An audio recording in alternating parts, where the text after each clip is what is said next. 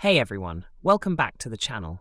If you're new to Binance or just want a better understanding of the interface, you're in the right place. Today I'm going to walk you through the three core tabs you'll use the most: Spot, Wallet, and Earn. Let's dive in. When you first log into Binance, this is your main dashboard. Up here are your key sections, and today we're focusing on three tabs every beginner needs to master: Trade, Spot, Wallet, and Earn. We'll cover what they do, how to navigate them, and pro tips to save time. Let's start with the spot trading interface.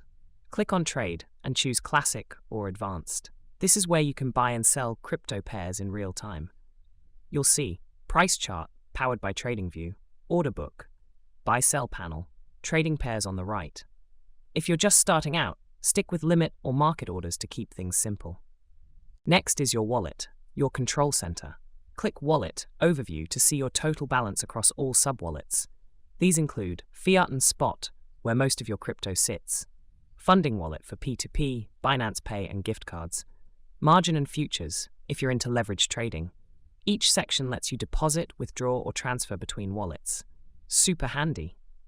Now let's talk about earning passive income.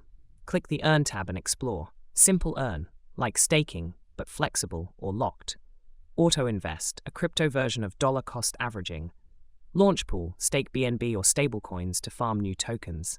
It's one of the best features for beginners who just want their assets to work for them. Want to move your crypto from trading to earning? Just click Transfer, choose Source and Destination Wallet. No fees, no delays. You're always in control of where your assets are and how they're being used. One quick tip: always secure your Binance account. Enable 2FA, whitelist withdrawal addresses, and review device management regularly.